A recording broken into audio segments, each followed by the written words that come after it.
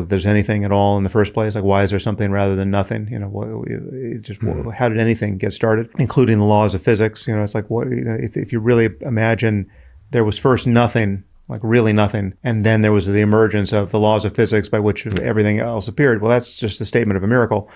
But so it is with the emergence of consciousness at any level. I mean, whatever is the basis for it, I think is fundamentally non-explanatory in the way that most other things we understand scientifically are not. I mean, most things that we understand scientifically, scientific explanation has this character where your intuitions at one level can get pushed through to the lower level and get conserved. I mean, the very simple case would be something like the liquidity of water, right? So you think of water in its liquid state, and you think, well, why is it like that? Well, it's like that because the molecules of water at that temperature are kind of freely sliding past each other in a way that you can't say of one molecule that it's wet, because the wetness is a relationship of many, many molecules. But so one molecule is just a molecule of water, but you get enough of them together sliding around in this liquid state in a condition where you could pass your hand through it. That's exactly what you would expect would be the underlying explanation for wetness. And why is frozen water not wet? Well, because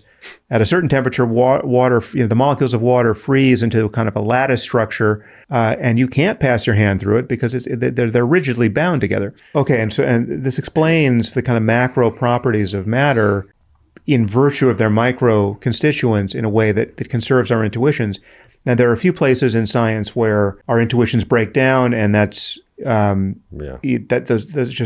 famously inscrutable. I mean, the quantum mechanics is the obvious case, but most of science is not like that. I mean, to talk about how DNA works as the basis of heredity is not a story of spooky things that we don't understand. It is a story very much of like billiard balls, hitting hitting each other, or dominoes falling in ways that are very intuitive, right? So it is with most of what we understand scientifically. But with the emergence of consciousness, I just don't see a space for an explanation that makes intuitive sense. I think it's just going to be on some level the restatement of what will seem like a miracle.